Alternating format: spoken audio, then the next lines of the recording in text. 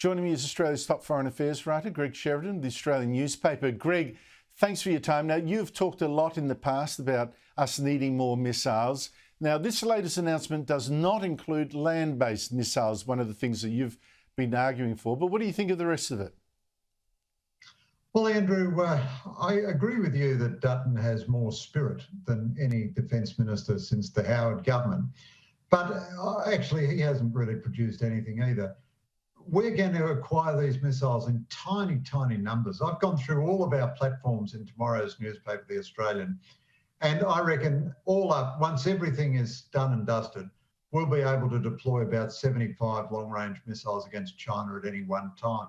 Well, are we really going to keep China at bay with 75 missiles? So if you wanted to increase the missile stock, you'd buy a lot more jets, you'd buy hundreds or even thousands of ground-based missiles. We've just wasted $5.5 billion on a French sub we're not going to get.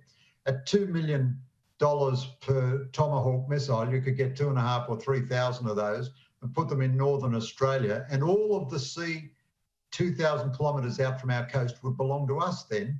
You could put missiles on our offshore patrol vessels and so on. Now, the government is not doing any of that. Defence doesn't want to do any of that. Defence just wants to, keep producing its Duke of Plaza Toro, somnolent defence force. We're putting long-range missiles on the frigates, on the Anzac frigates. The Anzac frigates are not a modern warship. They have 8 vertical launch cells. They're going to be up against Chinese destroyers with 100 vertical launch cells. They'll have 8 anti-ship missiles. Now, there is just a fundamental disconnection between the rhetoric that Morrison and Dutton are using to try to win the election on national security and the actions that they're actually undertaking. And I just don't reckon 70 missiles cuts the ice.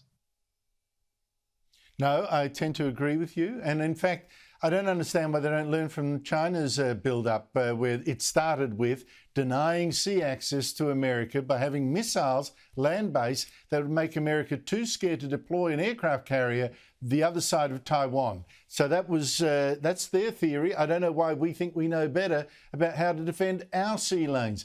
Dutton says there is a potential conflict in our region in just a couple of years. That's why he's added this sense of urgency over the last year. You say it hasn't gone far enough, but it's a dramatic improvement for what went before. Labor has criticised him for allegedly talking up war. What's your view? So I disagree with the Labor Party here. I think the government is entitled to have a frank and honest dialogue with the Australian people. I mean, as I just said to you, my criticism of the government is, what's the point of all this rhetoric if you don't do anything about it? There's no point saying, blimey, war is potentially around the corner, and by the way, we're not going to do anything about it. We're going to acquire a frigate in the mid-2030s and a submarine in the mid-2050s.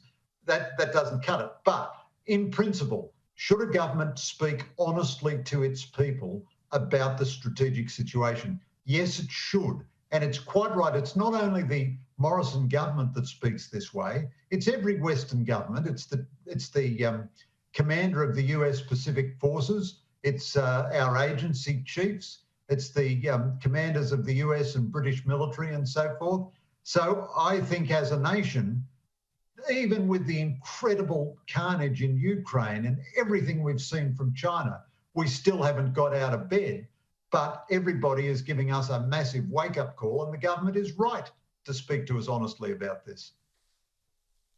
Couldn't agree with you more. If you don't persuade the public that there is a danger, they're not going to say yes to the extra spending, the massive extra spending you will need to put into that effort.